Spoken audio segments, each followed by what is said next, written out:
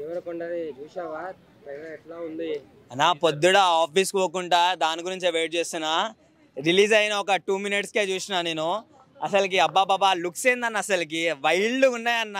ఒక ఏమంటారు, ఒక ఫారెస్ట్ నుంచి ఒక పులి బయటకు వస్తే ఎట్లుంటే అట్లుంటుంటే నేనేం ఎక్స్పెక్ట్ చేసిన అంటే, అరే మనోడు ఇంతకుముందు గీత గోవిందం లాగా లైగర్ లాగా ఏదో ఒకటి బాడీ పెంచి ఇట్లా చేస్తాడని చెప్పేసి అనుకున్నా. కానీ అరే అబ్బా లుక్స్ ఇంతవరకు మన దాంట్లో మన టాలీవుడ్ ఇండస్ట్రీలో ఎవ్వరు లేరన్న. అంత కిరాక్ ఎక్సలెంట్ ఉన్నాయి ఆ లుక్స్. అసలుకి ఆ లుక్స్ చూస్తుంటే నాకే దిమ్మ తిరిగిపోతుంది. ఏ అమ్మాయి అయినా చూస్తే ఎమ్మటే ఫ్లాట్ అయిపోతుంది అన్న. సో ఇంతకుముందు లైగర్కి ప్రతి ఒక్కడు అన్నారు కదా, లైక్ ఇంతగానం స్పీచ్ ఇచ్చిండు, ఇంతగానం ఎలివేషన్ ఇచ్చిండని.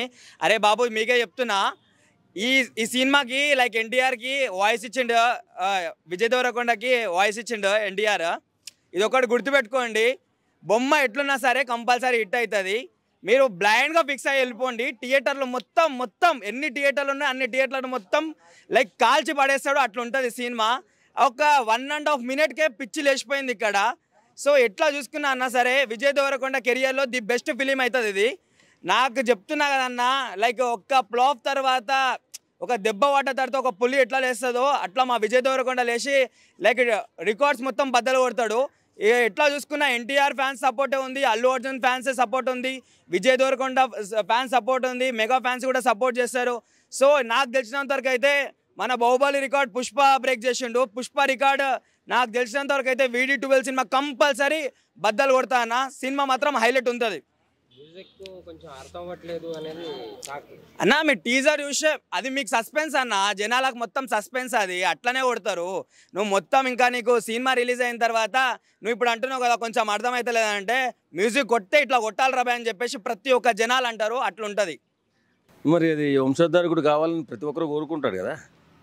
ఇప్పుడు తండ్రి మనవడిని ఎందుకు కోరుకుంటాడు? అంత చరణ్కి బాబు పుట్టాలని ఎందుకు కోరుకున్నాడు? అయినా వంశం నిలబడాలి, వంశోద్ధారకుడు ఉండాలి అని ఆశ ఉంటుంది కదా. ఏ కుటుంబంలో ఏ తండ్రికైనా ఆశ ఉంటుంది. అది తండ్రికి ఆశ ఉంటుంది, తాతకి ఆశ ఉంటుంది. దానిలో తప్పే ఉంది? కోరుకున్నారు, ఆశీర్వదిద్దాం. బాబు పుట్టాలని మనం కూడా ఆశీర్వదిద్దాం. ఆయన మంచి మనసుకు బాబే పుడతాడు. మనం కొంతమంది ట్రోల్ చేస్తున్నారు, అది పద్ధతి కాదబ్బా. ఎందుకంటే చిరంజీవి గారు ఎంత మంచి మనిషి, ఎంత సౌమ్యుడు. అసలు ఆయన అజాతశత్రువు.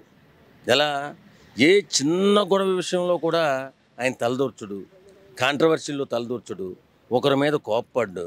అలాంటి మహానుభావుడు ఏదో చిన్న కోరిక వెలిపిస్తే మనం దీవించాలా, ప్రార్థించాలా తప్ప ఆయన్ని ట్రోల్ చేయడం ఏంటబ్బా. సారీ తమ్ముళ్ళు, మీరెవరో కూడా ట్రోల్ చేయకండి. చరణ్ బాబుకి తప్పనిసరిగా బాబు పుడతాడు. మనం ప్రార్థిద్దాం, దీవిద్దాం, చిరంజీవి గారి కోరిక నెరవేరుద్దాం. రాజకీయాల నుంచి శాశ్వతంగా తప్పుకుంటాను అనేదాన్ని ఎట్లా? ఆయన అలసిపోయాడండి. రాజకీయం అంటే 10 మందికి పెట్టాలా, 10 మందిని కొట్టాలా. అది అతనికి చేత కాదు. పెట్టడమే వచ్చు కానీ కొట్టడం రాదు. అలాంటి వ్యక్తి ఉండలేడు. ఎందుకు ఒక మాటే పడలేనటువంటి చిరంజీవి గారు రాజకీయాలకు వెళ్తే కుటుంబాన్ని రోడ్డు మీద మారేస్తారు కదా ఈ రాజకీయ నాయకులు. ఆ సంస్కృతే నీచ సంస్కృతి. రాజకీయం అంటేనే నీచ సంస్కృతి. ఒకరినొకరిని కొట్టడం, ఒకరినొకడు ఎన్నిపోటు పొడుచుకోవడం, ఇవే కదా అందులో ఉంటాయి. అలాంటప్పుడు అందులో విమ్మడాలంటే సామాన్యం కాదు. చాలా కష్టాలు ఉంటాయి. మనం ఎప్పటి నుంచో చూస్తున్నాం, రాజకీయ నాయకులు కష్టాలు చూస్తున్నాం, వాళ్ళు ఎన్నిపోట్లు చూస్తున్నాం. అలాంటి వ్యవస్థలో నిలబడలేకే కదా వచ్చేసింది. మరి అలాంటప్పుడు ఆయన రాడు, రాజకీయాలకు రమ్మంటే రాడు. ఎందుకంటే ఎంత సేవ చేశాడు, ఎంత పోరాటం చేశాడు. వీళ్ళు ఎంత నీచాతి నీచంగా మాట్లాడారు ఆయన ఫ్యామిలీ గురించి, ఆయన గురించి. అలాంటప్పుడు ఇంకెందుకు వస్తాడండి బాబు?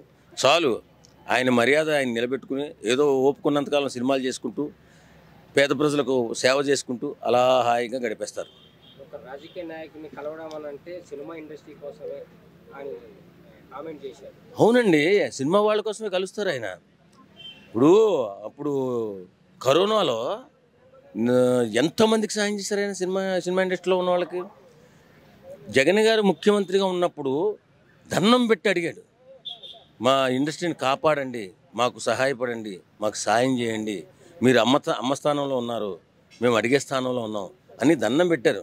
ఆ తర్వాత ఆయన కరుణించలేదనుకోండి, ఆయన గుణం అయింది, మనం ఏం చెప్పలేం. కానీ కాకపోతే ఏంటంటే ఎప్పుడూ కూడా సినీ కార్మికులే కాదు, బయట వాళ్లే కాదు, వాళ్ళ ఇంటికాడ ఎప్పుడూ జనాలు ఉంటారు, సహాయం కోసం అడిగే వాళ్ళు ఉంటారు, వాళ్ళు సాయం చేస్తూనే ఉంటారు. పబ్లిసిటీ చేసుకోడు. ఎందుకంటే ఆయనకి ట్రోలింగ్ ఎక్కువైపోద్దని భయం. అందుకని ఆయన పబ్లిసిటీ చేసుకోడు. ఆయన మహానుభావుడు, ఆయన కోరిక నెరవేరుతుంది. Thank you.